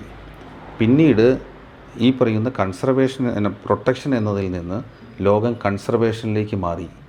പിന്നെ ലോകം കൺസർവേഷനിൽ നിന്ന് കൺസർവേഷൻ ആൻഡ് മാനേജ്മെൻറ്റിലേക്ക് മാറി. ഇപ്പോൾ ലോകം നിൽക്കുന്നത് sustainable management of wild life, വന്യജീവികളുടെ സുസ്ഥിരമായ മാനേജ്മെൻറ്റ് എന്നുള്ള തലത്തിലെത്തി നിൽക്കുകയാണ്. അപ്പോൾ ICBPN എന്ന് പറയുന്നത് UN കീഴിലുള്ള വളരെ പ്രധാനപ്പെട്ട ഒരു ഇൻ്റർ ഡിസിപ്ലിനറി ആയിട്ടുള്ളൊരു വലിയ ഏജൻസിയാണ്. UN കീഴിലുള്ളതാണ്. ആ ഏജൻസിയുടെ ഏറ്റവും ലേറ്റസ്റ്റ് ആയിട്ടുള്ള അവരുടെ പോളിസി ഡിക്ലറേഷൻ എന്ന് പറയുന്നത് ഈ പറയുന്ന സസ്റ്റൈനബിൾ മാനേജ്മെൻറ്റ് ഓഫ് വൈൽഡ് ലൈഫാണ്, വന്യജീവികളുടെ സുസ്ഥിരമായ മാനേജ്മെൻറ്റ്. അതിൻ്റെ അടിസ്ഥാനത്തിൽ സുനിത നാരായണനെ നിങ്ങളറിയും. സുനിത നാരായണൻ നമ്മുടെ കസ്തൂരിരംഗൻ സമിതിക്കകത്തുണ്ടായിരുന്ന പരിസ്ഥിതി പ്രതിനിധിയാണ്, പരിസ്ഥിതി പ്രവർത്തകയാണ്. ഇന്ത്യയിലെയും ലോകം അറിയപ്പെടുന്ന പരിസ്ഥിതി പ്രവർത്തകയാണ് സുനിത നാരായണൻ. സുനിത നാരായണൻ്റെ എഡിറ്ററായിട്ടുള്ള മാഗസിനാണ് ഡൗൺ ടു എർത്ത്. ആ ഡൗൺ ടു എർത്ത് അതിനെ സംബന്ധിച്ചൊരു സ്പെഷ്യൽ എഡിഷൻ ഈ ICBPൻ്റെ ഈ റിപ്പോർട്ടിൻ്റെ അടിസ്ഥാനത്തിൽ ഒരു സ്പെഷ്യൽ എഡിഷൻ ഇറക്കി. ആ സ്പെഷ്യൽ എഡിഷനകത്തിൻ്റെ ഹെഡിങ് എന്താണെന്നറിയോ? കിൽ ടു കൺസർവ് എന്നാണ്. സംരക്ഷിക്കാൻ വേണ്ടി കൊല്ലണം എന്നാണ്. എന്ന് പറഞ്ഞാൽ കൊല്ലുകയും സംരക്ഷിക്കുകയും ചെയ്യുന്ന രണ്ട് വൈരുദ്ധ്യമുള്ള കോൺസെപ്റ്റ്സാണ്, സങ്കല്പങ്ങളാണ്. പക്ഷേ കൊല്ലുക എന്നാണ് പറയുന്നത്, സംരക്ഷിക്കാൻ വേണ്ടി. അപ്പോൾ അത് വിശദമായി അവർ പറഞ്ഞു പോകുന്നുണ്ട്. എന്തുകൊണ്ടാണ് കൊല്ലണം എന്ന് പറയുന്നത്? എണ്ണം പെരുകിയാൽ കൊല്ലണം, എണ്ണം പെരുകിയാൽ കൊല്ലുകയല്ലാതെ അല്ലെങ്കിൽ അതിന് ഒഴിവാക്കണം. ഈ നാടിനെ മനോഹരമാക്കുന്നത് ചമയങ്ങളില്ലാത്ത കാഴ്ചകളാണ്.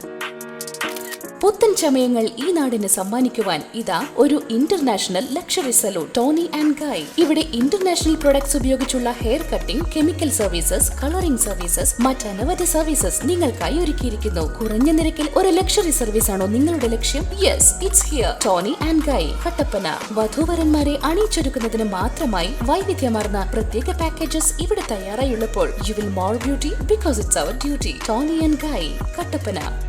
അപ്പോൾ ആ കൊല്ലുന്നത് എന്തിനു വേണ്ടിയിട്ടാണെന്ന് പറയുന്നുണ്ട്. നമുക്കറിയാം, നിങ്ങൾ കേട്ടിട്ടുണ്ട്, പ്രേ പ്രെഡേറ്റർ ബാലൻസ് ഉണ്ട്. അതായത് നമ്മുടെ കാടെന്ന് പറയുന്നത് ഒരു വലിയ ആവാസ വ്യവസ്ഥയാണ്. അതിനകത്ത് കൊന്നു തിന്നുന്നതുകൊണ്ട് ഇരയാകുന്നു, അതിൻ്റെ പ്രൈസും ഉണ്ട്, കൊന്നു തിന്നുന്ന ജീവികളുമുണ്ട്. അപ്പോൾ ഇതിൻ്റെ ഒരു ബാലൻസ് കൃത്യമായി കീപ്പ് ചെയ്യണം. അപ്പോഴാണ് അതിൻ്റെ ആവാസ വ്യവസ്ഥ ഹെൽത്തി ആയി പോകത്തുള്ളൂ. അവിടെയും തീരുന്നില്ല. നമ്മൾ പറഞ്ഞ ഇപ്പോൾ അത് കാരണം ഈ കൊന്നു തിന്നുന്നതൊക്കെ മാംസഫുക്കുകളാണ്. സസ്യഫുക്കുകളായ ജീവികളാണ് പലപ്പോഴും പ്രൈസ്. മാത്രമല്ല വലിയ ആനകളുമുണ്ട്, ഇപ്പോൾ ആന പോലുള്ള വലിയ ജീവികളുമുണ്ട്. അപ്പോൾ അതിൻ്റെ എണ്ണം കൂടിയാൽ എന്ത് സംഭവിക്കും? കാട്ടിൽ ഇത് കൂടുതൽ കഴിക്കും. അപ്പോൾ കാടിൻ്റെ തന്നെ ആരോഗ്യം ഇല്ലാണ്ടാവും. അപ്പോൾ കാട് നശിക്കും. അപ്പോൾ ഇതെല്ലാം നശിക്കുന്നൊരു സാഹചര്യത്തിലേക്ക് വരും. അതിൻ്റെ ഒരു വേറൊരു തരത്തിലുള്ളൊരു പ്രകടനം, മാനിഫെസ്റ്റേഷനാണ് ഈ സ്പിൽ ഓവർ വരുന്നത്. കാടിൽ നിന്ന് കൂടിയ ജീവികൾ പുറത്തേക്ക് വന്നിട്ട് മനുഷ്യനെ ആക്രമിക്കുന്നത്. അതിൻ്റെ ഒരു സ്പിൽ ഓവറാണ്. അപ്പോൾ അടിസ്ഥാനപരമായി ഈ സംരക്ഷണം ആവാസ വ്യവസ്ഥയ്ക്കുള്ളിൽ നടക്കണമെങ്കിൽ പോലും എണ്ണം നിയന്ത്രിക്കണം. അതിനാണ് അത് അങ്ങോട്ട് ലോകം എത്തി നിൽക്കുമ്പോഴാണ് നമ്മളിവിടെ കാട് വിട്ട് പുറത്തു വരുന്നതിനെ വീണ്ടും എങ്ങനെ how to accommodate the spill over population എന്നുള്ളതാണ് നമ്മുടെ പോളിസി. ഇപ്പോഴും ഇത് കാട് വിട്ട് പുറത്തു വരുന്നതിനെ എങ്ങനെ കൂടെ അതിനാണ് ബഫർ സോൺ ഉണ്ടാക്കുന്നതും കാടിൻ്റെ വിസ്തൃതി വർദ്ധിപ്പിക്കുന്നതിനെക്കുറിച്ചാണ് ഇപ്പോഴും ഇന്ത്യയിൽ ആലോചിക്കുന്നത്. അപ്പോൾ അവിടെയാണ് ഇന്ത്യ നമ്മളിപ്പോഴും അവിടെ നിൽക്കുകയാണ്. ഞാനത് പറയുന്നത് വളരെ പ്രാകൃതമായ ഒരു പരിസ്ഥിതി വന്യജീവി സംരക്ഷണ സമീപനത്തിൽ നമ്മൾ നിൽക്കുകയാണ്. അവിടെ നിന്ന് ലോകം പോയിടത്തേക്ക് നമ്മൾ പോകണം. അതുകൊണ്ടാണ് ഞാൻ എപ്പോഴും പറയുക, ശാസ്ത്രീയമായ സമീപനത്തിൻ്റെ അടിസ്ഥാനത്തിൽ 72 വന്യജീവി സംരക്ഷണ നിയമം ഭേദഗതി ചെയ്യണം. അത് ചെയ്തു ഈ അടുത്ത കാലത്ത് 2023 ചെയ്തപ്പോൾ അവരെന്താ ചെയ്തേ? അതിൻ്റെ പ്രിയാമ്പിൾ ഞാൻ ആദ്യം പറഞ്ഞല്ലോ, പ്രൊട്ടക്ഷൻ എന്ന് മാത്രം ഉണ്ടായിരുന്നു. ഇപ്പോൾ അതിന് പകരം ആ പ്രൊട്ടക്ഷൻ്റെ കൂടെ 2 വാക്കുകൾ പ്രൊട്ടക്ഷൻ, കൺസർവേഷൻ ആൻഡ് മാനേജ്മെൻറ്റ് എന്ന് എഴുതി ചേർത്തു. പക്ഷേ പ്രൊട്ടക്ഷൻ, കൺസർവേഷൻ ആൻഡ് മാനേജ്മെൻറ്റ് എന്ന് അവിടെ എഴുതി ചേർക്കുമ്പോൾ അതിന് തുല്യമായിട്ടുള്ള ഭേദഗതി താഴേക്ക് വരണ്ടേ? അപ്പോൾ സെക്ഷൻ 11 ഇതുപോലുള്ള കുഴപ്പക്കാരായ മൃഗങ്ങളെ കൈകാര്യം ചെയ്യുന്നതിന് വേണ്ടിയിട്ട് ഉള്ള വന്യജീവി സംരക്ഷണ നിയമത്തിലെ വകുപ്പ്.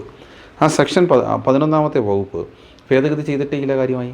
ആ 11ാമത്തെ വകുപ്പിനകത്ത് ഇതിനെ എണ്ണം കൂടിയാൽ കൊല്ലാൻ, അതുപോലെ പുറത്തു വന്ന് മനുഷ്യനെ ആക്രമിച്ചാൽ കൊല്ലാൻ, അല്ലെങ്കിൽ അതിനെ ആ രീതിയിൽ കൈകാര്യം ചെയ്യാനുള്ള വ്യവസ്ഥകളൊന്നും അതിനകത്ത് ഉണ്ടായിട്ടില്ല. അപ്പോൾ അതുകൊണ്ട് ആ ഭേദഗതി നിയമം 2023 ഇന്ത്യയുടെ പാർലമെൻറ്റ് ചർച്ച ചെയ്യുമ്പോൾ 543 എംപിമാരിൽ ആരും ഈ ലോകത്താകമാനം നടക്കുന്ന ഈ ശാസ്ത്രീയ സമീപനത്തെ സംബന്ധിച്ചോ, ഇതാണ് ലോകത്തിൻ്റെ ഇപ്പോഴത്തെ സ്വീകാര്യമായ വന്യജീവി സംരക്ഷണമെന്നോ, ഇതിനെ ഇങ്ങനെ സംരക്ഷിച്ചാൽ മാത്രമേ ഇതിനെ നിലനിർത്താൻ പറ്റുമെന്നോ, അല്ലെങ്കിൽ ആ തരത്തിലേക്കുള്ള ഒരു ചർച്ചയും ഇന്ത്യയുടെ പാർലമെൻറ്റിൽ ഉണ്ടായില്ല, മറ്റിടത്തും ഉണ്ടായില്ല. അപ്പോൾ നമുക്ക് ചെയ്യേണ്ടത് എന്താ? നമ്മളിതിന് ഈ പരിസ്ഥിതി പ്രശ്നം എന്താ വെച്ചാൽ, ഇപ്പോൾ വനം എന്ന് പറഞ്ഞാൽ കുറേ ആളുകൾ അതിൻ്റെ കൂടെ കൂടും, മൃഗം എന്ന് പറഞ്ഞാൽ കുറേ ആളുകൾ അതിനെ കൂടും. എനിക്കൊരു എക്സ്പീരിയൻസ് ഉണ്ടായി അടുത്ത കാലത്ത്. നമ്മളുടെ ഈ അരിക്കൊമ്പൻ എന്ന് പറഞ്ഞൊരു റോഗ് എലഫൻറ്റ്, ആ എലഫൻറ്റിനെ ആ ആനയെ പിടിച്ചുകൊണ്ട് പോകാനായിട്ട് ഗവൺമെൻറ് ഉത്തരവിട്ടു. ഹൈക്കോടതി സ്വമേധയാ കേസെടുത്തിട്ട് പിടിച്ചുകൊണ്ട് പോകണ്ടെന്ന് പറഞ്ഞു. അപ്പോൾ ആ ഘട്ടത്തിൽ ആ കേസിനകത്ത് ആനയെ പിടിച്ചുകൊണ്ട് പോകണമെന്ന് പറഞ്ഞാൽ കേസിൽ ഹാജരായ ഒരാളാണ് ഞാൻ. അപ്പോൾ ആ കേസിൽ ഹാജരായി ആനയെ പിടിച്ചുകൊണ്ട് പോയി. എൻ്റെ അതുമായി ബന്ധപ്പെട്ട് ഞാനൊരു ഫേസ്ബുക്ക് പേജ്, എൻ്റെ ഫേസ്ബുക്കിൽ ഒരു പോസ്റ്റ് ഇട്ടു. ഒരു പക്ഷേ ഈ എൻ്റെ ഏറ്റവും കൂടുതൽ എന്താ പറയുക ആളുകൾ ഷെയർ ചെയ്യപ്പെട്ടൊരു ഫേസ്ബുക്ക്, അത് പോസിറ്റീവായിട്ടല്ല. എന്നെ ഏറ്റവും കൂടുതൽ എനിക്ക് തോന്നുന്നത് ഏതാണ്ട് ഒരു 10,000 കണക്കിന് തെറി ഈ നാട്ടുകാർ മുഴുവൻ വിളിച്ചു ഞാൻ ആനയ്ക്കെതിരെ നിൽക്കാമെന്ന് പറഞ്ഞു. എന്ന് പറഞ്ഞാൽ ആളുകളുടെ ഒരു പൊതുധാരണ ഈ വന്യജീവികളെ, കോടതികളുടേതേ, ഹൈക്കോടതിയിൽ ജഡ്ജി എന്നോട് പല പ്രാവശ്യം ചോദിച്ചല്ലോ, ജഡ്ജിമാർ ഒരു കോടതിയല്ല 2 കോടതിയിലെ ജഡ്ജിമാർ എത്രയോ പ്രാവശ്യം ചോദിച്ചു, നിങ്ങൾ കാട്ടിക്കയറി മൃഗങ്ങൾക്ക് ജീവിക്കാൻ പറ്റാത്ത സ്ഥിതി ഉണ്ടാക്കിയിട്ട് നിങ്ങളിപ്പോൾ ഇത് നിൽക്കുകയാണ്. എന്ന് പറഞ്ഞാൽ മനുഷ്യൻ കാട്ടിക്കയറി കുഴപ്പമുണ്ടാക്കി എന്നുള്ളൊരു പൊതുബോധത്തിലാണ് ഇവിടെ ആളുകൾ മുഴുവൻ നിൽക്കുന്നത്. അതല്ല ഇതിൻ്റെ യാഥാർത്ഥ്യമെന്ന് നമുക്ക് ആളുകളെ ബോധ്യപ്പെടുത്തണം. ആ ബോധ്യപ്പെടുത്തുന്നതിലൂടെ രൂപപ്പെട്ടു വരുന്ന ഒരാശയ പരിസരമുണ്ട്. ആ ആശയ പരിസരത്തിൽ നിന്നുണ്ടാക്കുന്ന പൊതുബോധ നിർമ്മിതിയുണ്ട്. ആ പൊതുബോധം കൂടി ഉണ്ടാക്കി വെച്ചുകൊണ്ട് ഈ വിഷയം പരിഹരിക്കാൻ പറ്റുള്ളൂ. അപ്പോൾ എന്ത് ചെയ്യണം? നമ്മൾ പറയുന്നത് കേൾക്കാൻ ഓഡിയൻസ് ഉണ്ടാവണം, അത് പറയാനൊരു സ്ഥലം ഉണ്ടാവണം. അത് ഞാനിപ്പോൾ പറഞ്ഞാൽ സോണിറ്റ കേൾക്കും, നിങ്ങളുടെ ചാനൽ അത് ടെലികാസ്റ്റ് ചെയ്യും, വളരെ ലിമിറ്റഡ് ആയിട്ടൊരു സ്ഥലത്തേക്ക് കേൾക്കുള്ളൂ. അത് ആ തരത്തിൽ അവിടെ ഉണ്ടാവും, പക്ഷേ അത് റെക്കോർഡ് ചെയ്യപ്പെടില്ല. പക്ഷേ നിങ്ങൾ എന്നെ പാർലമെൻറ്റിൽ അയച്ചാൽ ഞാനത് പാർലമെൻറ്റിൽ പറയും. അതവിടെ രേഖപ്പെടുത്തപ്പെടും. രേഖപ്പെടുത്തുക മാത്രമല്ല, അതിൻ്റെ തുടർ പ്രവർത്തനങ്ങളിലേക്ക് കടക്കേണ്ടി വരും. മറ്റ് സമിതികളിൽ, കേന്ദ്ര വനം പരിസ്ഥിതി മന്ത്രാലയത്തിൽ, മറ്റ് ഫോറങ്ങളിൽ. മാത്രമല്ല, ഒരു MP കിട്ടുന്ന ഓഡിയൻസ് മറ്റൊരിടത്തും കിട്ടത്തില്ല. അതുകൊണ്ടൊക്കെയാണ് ഞാൻ ഈ തെരഞ്ഞെടുപ്പിൽ മത്സരിക്കുന്നത്. ഇത് പറയാൻ വേണ്ടിയിട്ടാണ്. അപ്പോൾ അതുകൊണ്ട് വയനാട്ടിലെ പെൺകുഞ്ഞിൻ്റെ ആ രോദനം എത്രയോ മുമ്പ് നമ്മളും പറഞ്ഞതാണ്, ചങ്ക് പൊട്ടി തന്നെ പറഞ്ഞതാണ്. കോൺഗ്രസിൻ്റെ പ്രകടന പത്രികയിൽ ഈ വന്യജീവി ആക്രമണത്തിനെതിരെ അവർക്ക് ഒരു പദ്ധതി എന്ന് പറഞ്ഞാൽ അവർ മുമ്പോട്ട് വയ്ക്കുന്നത് വനവിസ്തൃതി കൂട്ടുക എന്നുള്ളതാണ്. ആ ആശയത്തെ എങ്ങനെ നോക്കുകയാണ്? നമ്മൾ ഇത്രയും നേരം സംസാരിച്ചപ്പോൾ ഞാൻ ഉപയോഗിച്ച 2-3 പദങ്ങളുണ്ട്. ഒന്ന് ഒരാശയ പരിസരം, ഞാൻ ഉപയോഗിച്ചൊരു പദമാണ്. മറ്റൊന്ന് പൊതുബോധ നിർമ്മിതി. ഇത് രണ്ടും ഉണ്ടാകുന്നത് എന്താണ്? മുഖ്യധാര രാഷ്ട്രീയ പാർട്ടികളുടെ നയങ്ങളാണ്. 2 രീതിയിലാണ്. ഒന്ന്, മുഖ്യധാര രാഷ്ട്രീയ പാർട്ടികൾ പറയുന്നതിനെ ആളുകൾ ആ രീതിയിൽ ചർച്ച ചെയ്യപ്പെടും. 2, ഒരു പൊതുബോധത്തിൻ്റെ അടിസ്ഥാനത്തിൽ മുഖ്യധാര രാഷ്ട്രീയ പാർട്ടികൾ അവരുടെ നയം രൂപീകരിക്കും. ഇനി 2 സംഭവിക്കാം. ഇവിടെ ഇപ്പോൾ സംഭവിച്ചത് എന്താണ്? കോൺഗ്രസിൻ്റെ പ്രകടന പത്രിക. നിങ്ങൾ ഈ പറഞ്ഞത് മാത്രമല്ല ആ പ്രകടന പത്രികയിലുള്ളത്. അത് വായിച്ച് നോക്കണം. പ്രകടന പത്രിക, ആ പ്രകടന പത്രികയ്ക്കകത്ത് എൻവയൺമെൻറ്റ് എന്ന് പറയുന്ന ഹെഡിങ്ങിൻ്റെ കീഴെ വന്യജീവികളുമായി ബന്ധപ്പെട്ട് തന്നെ പറഞ്ഞുകൊണ്ട് ഇപ്പോൾ നമ്മളുടെ ഡിസാസ്റ്റർ മാനേജ്മെൻറ്റ് ആക്ട് മനുഷ്യന് മാത്രമാണ് ബാധകം എന്ന് പറഞ്ഞാൽ ഒരു വലിയ ദുരന്തം ഉണ്ടാകുകയാണെങ്കിൽ മനുഷ്യനെ സംരക്ഷിക്കാൻ വേണ്ടി അത് ഉപയോഗിക്കാം. ഇപ്പോൾ കോൺഗ്രസിൻ്റെ പ്രകടന പത്രിക അനുസരിച്ച് മനുഷ്യന് ബാധകമായ ആ ഡിസാസ്റ്റർ മാനേജ്മെൻറ്റ് ആക്ട് പോലുള്ള നിയമം വന്യജീവികൾക്കൂടെ വേണ്ടി ഉണ്ടാക്കും എന്നവർ പ്രകടന പത്രികയിൽ പറയുകയാണ്. മറ്റൊന്ന്, വനത്തിൻ്റെ വിസ്തൃതി വർദ്ധിപ്പിക്കുന്നു എന്നാണ്. മറ്റൊന്നെന്താണ്? ചെരിവുള്ള ഭൂമിയിൽ, ലാൻഡ് സ്ലൈഡ് പ്രോണായിട്ടുള്ള സ്ഥലത്ത് പ്രത്യേക അതോറിറ്റി ഉണ്ടാക്കുമെന്ന് പറഞ്ഞു. പക്ഷേ അതിനകത്തുള്ള ഏറ്റവും അപകടകരമായ സാധനം അതിൻ്റെ ഒന്നാമത്തേതാണ്. ആദ്യത്തെ ഡിക്ലറേഷൻ എന്താ? പരിസ്ഥിതിയുമായി ബന്ധപ്പെട്ട് പ്രധാനപ്പെട്ട മേഖലകൾക്കായിട്ട് അവരൊരു അതോറിറ്റി ഉണ്ടാക്കും. ഈ അതോറിറ്റിയാണ് ഗാഡ്ഗിൽ റിപ്പോർട്ട് വഴി ഉണ്ടാക്കിയ വെസ്റ്റേൺ ഗട്ട്സ് എക്സ്പേർട്ട് പാനൽ ഉണ്ടാക്കിയില്ല. വെസ്റ്റേൺ ഗട്ട് എക്കോളജി അതോറിറ്റി എന്ന് പറയുന്ന അതോറിറ്റിയാണ്. അത് നേരത്തെ ജയറാം രമേശ് കൊണ്ടുവരാൻ ശ്രമിച്ചതാണ്. അതിനെ മറ്റൊരു പേരിൽ, അപ്പോൾ അതിനുവേണ്ടി അതോറിറ്റി ഉണ്ട് എന്ന് പറഞ്ഞാൽ ഗാഡ്ഗിൽ സമിതി റിപ്പോർട്ടിനകത്ത് പ്രപ്പോസ് ചെയ്ത വെസ്റ്റേൺ ഗട്ട്സ് എക്കോളജി അതോറിറ്റി എന്ന് പറയുന്ന അതോറിറ്റിയെ പരിസ്ഥിതി ലോല മേഖലകൾക്കെല്ലാമായി ഉണ്ടാക്കുമെന്ന ഒന്നാമത്തെ വാഗ്ദാനം തുടങ്ങി. അപ്പോൾ ആ പ്രകടന പത്രികയെ പിന്നെ സ്ലോപ്പ് ഏരിയയിൽ, ചെരുവുള്ള ഏരിയയിൽ, ലാൻഡ് സ്ലൈഡ് ഏരിയാസിന് വേണ്ടി പുതിയ അതോറിറ്റി. പിന്നീടാണ് മൂന്നാമത്തേതാണ് നിങ്ങൾ ഈ പറഞ്ഞ വനവിസ്തൃതി വർദ്ധിപ്പിക്കുക എന്നുള്ളത്. 4-മത്തേതോ 5-മത്തേതാണ് ഞാൻ ഈ പറഞ്ഞ അതോറിറ്റി ഉണ്ടാക്കുക എന്നുള്ളത്. അപ്പോൾ ഇതെല്ലാം കൂടി കൂട്ടി വെച്ച് വായിച്ചാൽ ആ കോൺഗ്രസിൻ്റെ പ്രകടന പത്രികയുടെ അടിസ്ഥാനത്തിൽ കോൺഗ്രസ് ഈ രാജ്യത്ത് അധികാരത്തിൽ വന്നാൽ പിന്നെ ഇടുക്കി പോലുള്ള സ്ഥലങ്ങളൊക്കെ എപ്പോൾ പൂർണ്ണമായും വനമായി എന്ന് ചോദിച്ചാൽ മതി. അവരുടെ പ്രകടന പത്രിക അവർ നടപ്പിലാക്കിയാൽ. പിന്നെ ആകെ ഒരു ആശ്വാസമുള്ളത് കോൺഗ്രസ്സൊക്കെ ഒരിക്കലും പ്രകടന പത്രികയിൽ പറയുന്ന കാര്യങ്ങൾ നടപ്പിലാക്കാറില്ലാത്തതുകൊണ്ട് നമുക്ക് കുറച്ച് ആശ്വസിക്കാം. ഇനി അവർ അധികാരത്തിൽ വരുമോ ഇല്ലയോ എന്നുള്ള ചോദ്യം ജനഹിതമാണ്, ഞാൻ അങ്ങോട്ട് പോകുന്നില്ല. പക്ഷേ അധികാരത്തിൽ വന്നാലും അപ്പോൾ ഇവിടെ എന്താ പ്രശ്നം? ഇങ്ങനത്തെ നയങ്ങളുമായി പോകുന്ന ആ രാഷ്ട്രീയ പ്രസ്ഥാനത്തിൻ്റെ പ്രതിനിധികൾക്ക് പാർലമെൻറ്റിൽ ഇതിനെതിരെ സംസാരിക്കാൻ പറ്റുമോ? കാരണം മത്സരിക്കുന്നത് ആ മാനിഫെസ്റ്റോൻ്റെ അടിസ്ഥാനത്തിലാണ്. ആ മാനിഫെസ്റ്റോയെ അംഗീകരിച്ച ആളുകളാണ് അവർ വോട്ട് ചെയ്യുന്നത്. ഇപ്പോൾ ഇടുക്കിയിൽ കോൺഗ്രസിൻ്റെ സ്ഥാനാർത്ഥിക്ക് നിങ്ങൾ വോട്ട് ചെയ്താൽ, സോണിറ്റ വോട്ട് ചെയ്താൽ അതെന്താ അതിൻ്റെ അതെന്താ പറയുക? അല്ലെങ്കിൽ അതിൻ്റെ ഫലം എന്താണ്? റാമിഫിക്കേഷൻ എന്താണ്? സോണിറ്റ കോൺഗ്രസിൻ്റെ ആ പ്രകടന പത്രികയെ പറഞ്ഞിട്ടുള്ള കാര്യങ്ങളെ അംഗീകരിച്ചു എന്നാണ് വോട്ട് ചെയ്യുന്നത്.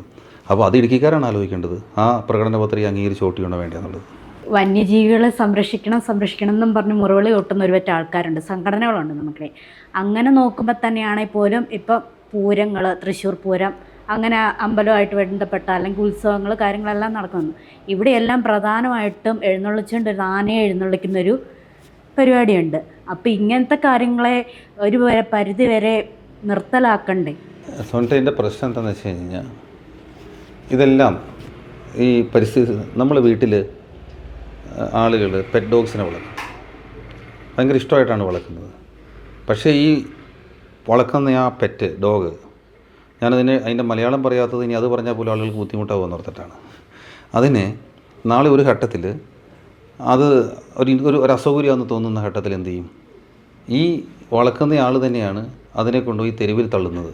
എന്നിട്ടത് തെരുവ് പട്ടിയായി മാറുന്നത്. അങ്ങനെയാണ് പറഞ്ഞു മനസ്സിലായോ എന്ന് പറയുന്ന കണക്കാണ്. വളരെ സെലക്റ്റീവാണ് നമ്മളുടെ പരിസ്ഥിതി സ്നേഹവും, വളരെ സെലക്റ്റീവാണ് നമ്മളുടെ മൃഗസ്നേഹവും, വളരെ സെലക്റ്റീവാണ് ഇതെല്ലാം. അപ്പോൾ എൻ്റെ സൗകര്യത്തിനും കൺവീനിയൻസിനും അനുസരിച്ചിട്ട് ഞാൻ എടുത്തണിയുന്ന മേലാപ്പുകളാണ് ഈ പരിസ്ഥിതി സംരക്ഷണവും മൃഗസ്നേഹവും പരിസ്ഥിതിവാദവും ഒക്കെ. അല്ലാതെ അടിസ്ഥാനപരമായി സ്വന്തം അപ്പനെയും അമ്മയും പോലും നോക്കാൻ മനസ്സില്ലാത്ത, അല്ലെങ്കിൽ സൗകര്യത്തിന് അപ്പനെയും അമ്മയും മക്കളെയും ഒക്കെ സ്നേഹിക്കുകയും വെറുക്കുകയും കൂടെ ചേർക്കുകയും കൊണ്ടുപോയി അനാഥാലയത്തിൽ തള്ളുകയൊക്കെ ചെയ്യുന്ന മനുഷ്യരുടെ ഇടയിൽ ഈ പറയുന്ന തരത്തിലുള്ള സെലക്റ്റീവായിട്ടുള്ള കാര്യങ്ങളെ സംബന്ധിച്ച് സംസാരിച്ച് നമ്മൾ സമയം കളയേണ്ട കാര്യമില്ല. അതുപോലെ ഇപ്പം നേരിടുന്ന പ്രധാന പ്രശ്നം എന്ന് പറഞ്ഞാൽ ഇടുക്കിയിലെ ജനങ്ങൾ ഭൂരിഭാഗവും കാർഷിക മേഖലയിലുള്ളവരാണ്. സെലക്റ്റീവായിട്ടുള്ള ചില വിളകൾക്ക് വില കൂടുന്നു എന്നുള്ളതല്ലാതെ ഒട്ടുമിക്ക വിളകൾക്കും വലിയ വിലയൊന്നും കർഷകർക്ക് ലഭിക്കുന്നില്ല. അപ്പോൾ അങ്ങനെ ഒരു സാഹചര്യത്തിൽ കർഷകരെ മുൻപന്തിയിലോട്ട് കൊണ്ടുവരേണ്ടത് നമ്മുടെ നാടിൻ്റെ ആവശ്യമാണ്. അപ്പം ഇവർക്ക് സഹായകരമായിട്ട് രീതിയിൽ ഒരു വിളയ്ക്ക് ഒരു അടിസ്ഥാന വില നിശ്ചയിക്കുക തുടങ്ങിയ കാര്യങ്ങളെ നമുക്ക് ചെയ്യാൻ പറ്റുള്ളൂ കർഷകരെ മുമ്പോട്ട് കൊണ്ടുവരാനായിട്ട്. അപ്പം അത്തരത്തിൽ കർഷകർ നേരിടുന്ന പ്രശ്നങ്ങൾക്ക് എപ്രകാരം ഒരു പരിഹാരം കാണാനായിട്ട് സാധിക്കും? അതുകൊണ്ട് അതിൻ്റെ ഒരു പ്രശ്നം എന്താ വെച്ചാൽ, കാർഷിക മേഖലയുടെ പ്രതിസന്ധി എന്ന് പറയുന്നത് നമുക്കറിയാം. നമ്മൾ അത് പുറകോട്ട് പോയി പഠിച്ചാൽ ഒരു 1990 വരെ 92 വരെ കാർഷിക മേഖല വളരെ ശക്തമായിരുന്നു നമ്മുടെ ഇവിടെ. പ്രത്യേകിച്ച് നാണ്യവിളകൾ, റബ്ബർ, തേയില, കാപ്പി, ഏലം, ഓഫ് കോഴ്സ് എല്ലാം.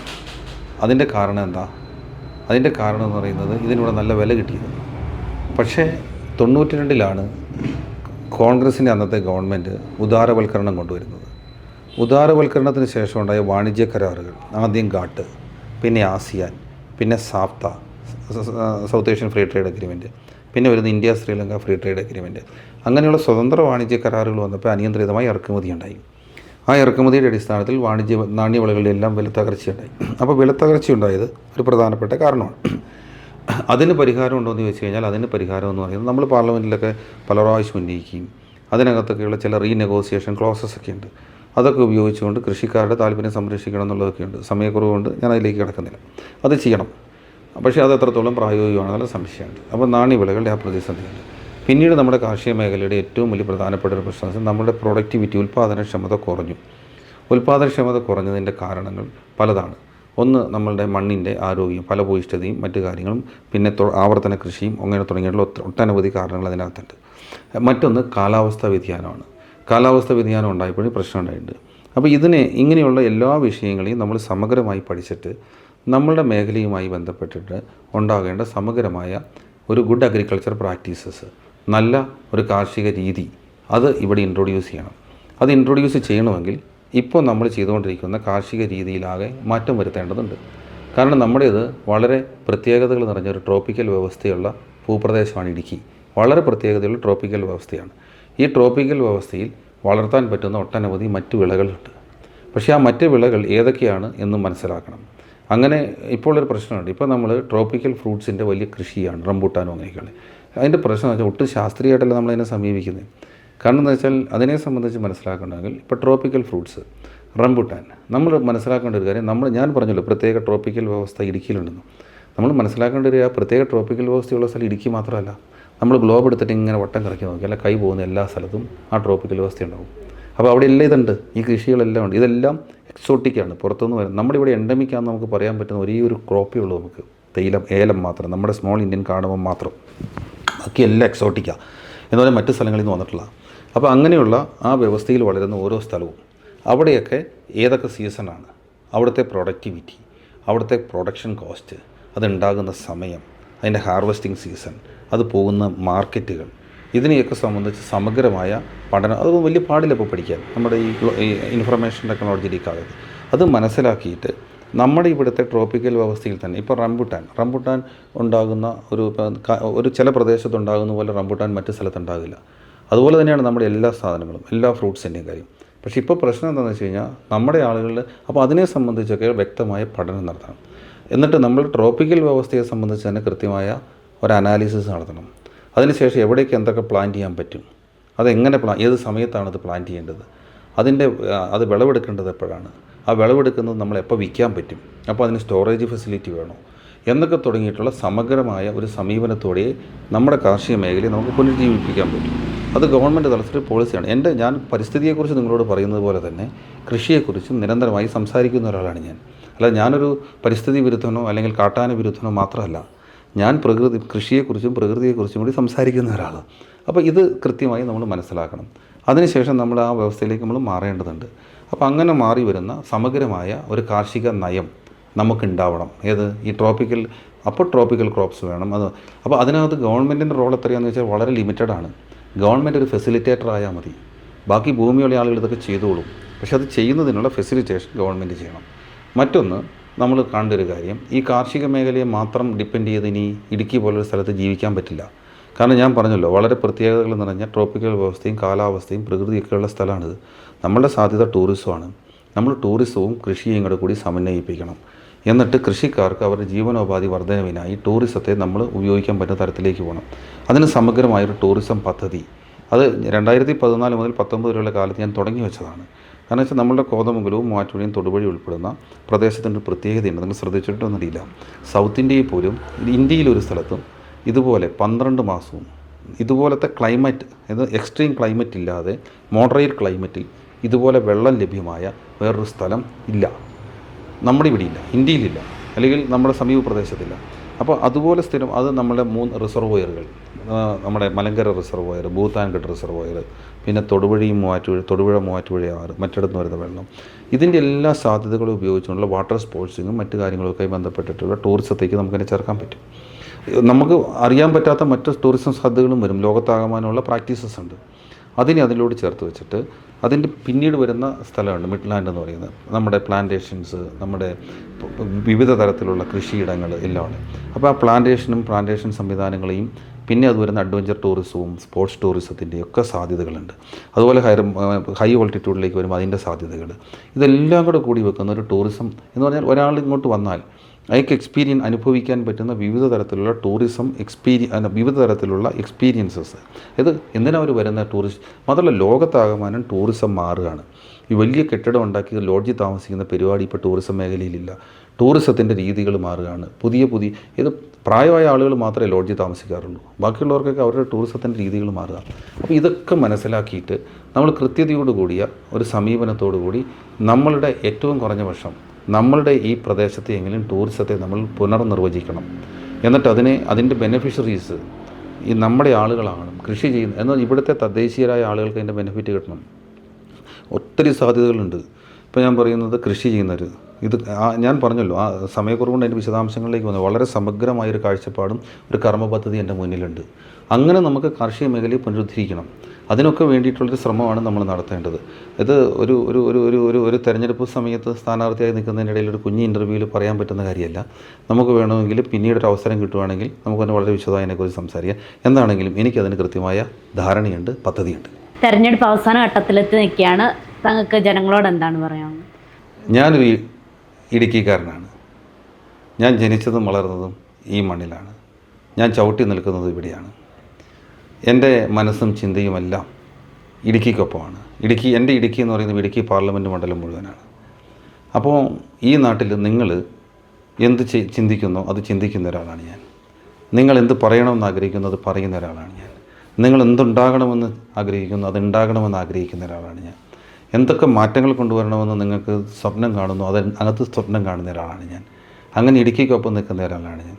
അങ്ങനെ നിൽക്കുന്ന എന്നെ നിങ്ങൾ പാർലമെൻറ്റ് അംഗമായി തിരഞ്ഞെടുത്താൽ നിങ്ങളിലൊരാൾ MP ആകുന്നത് പോലെ ഞാൻ പ്രവർത്തിക്കും. ഞാൻ ജോയ്സ് ജോർജ് MP ആകുന്നു എന്ന് പറഞ്ഞാൽ ഈ നാടുമായി ബന്ധപ്പെട്ട് ഞാനിപ്പോൾ നമ്മൾ സംസാരിച്ചല്ലോ, ഈ ചിന്തകൾക്കൊപ്പം നിൽക്കുന്ന ഒരാൾ MP ആകുന്നത് പോലെ ആയിരിക്കും നിങ്ങളൊരാൾ MP ആകുന്നത് പോലെ ആയിരിക്കും ഞാൻ MP ആകുന്നത്.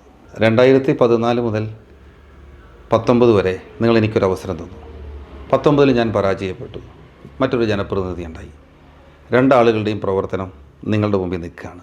അപ്പോൾ നിങ്ങൾക്ക് ഈ 2 പേരുടെയും പ്രവർത്തനത്തെ സംബന്ധിച്ച്, സമീപനത്തെ സംബന്ധിച്ച്, കാഴ്ചപ്പാടുകളെ സംബന്ധിച്ചൊക്കെ വസ്തുതാപരമായി വിലയിരുത്താം. എന്നിട്ട് നിങ്ങൾക്ക് തീരുമാനിക്കാം. ആ തീരുമാനം എന്താണെങ്കിലും വിനയത്തോടു കൂടി ജനവിധിയെ ഞാൻ അംഗീകരിക്കും. തിരക്ക് പിടിച്ച ഈ പ്രചരണ വേളയിൽ ഞങ്ങൾക്ക് വേണ്ടി അല്പം സമയം മാറ്റിവെച്ചതിന് അങ്ങേക്ക് നന്ദി.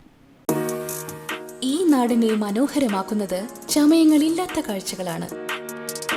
പുത്തൻ ചമയങ്ങൾ ഈ നാടിന് സമ്മാനിക്കുവാൻ ഇതാ ഒരു international luxury salon, Toni and Guy. ഇവിടെ ഇന്റർനാഷണൽ പ്രൊഡക്ട്സ് ഉപയോഗിച്ചുള്ള hair cutting, chemical services, colouring services, മറ്റനവധി സർവീസസ് നിങ്ങൾക്കായി ഒരുക്കിയിരിക്കുന്നു. കുറഞ്ഞ നിരക്കിൽ ഒരു ലക്ഷറി സർവീസ് ആണോ നിങ്ങളുടെ ലക്ഷ്യം? Yes, it's here. Toni and Guy, Kattappana. വധൂവരന്മാരെ അണിയിച്ചൊരുക്കുന്നതിന് മാത്രമായി വൈവിധ്യമാർന്ന പ്രത്യേക പാക്കേജസ് ഇവിടെ തയ്യാറായുള്ളപ്പോൾ you will more beauty because it's our duty. Toni and Guy, Kattappana.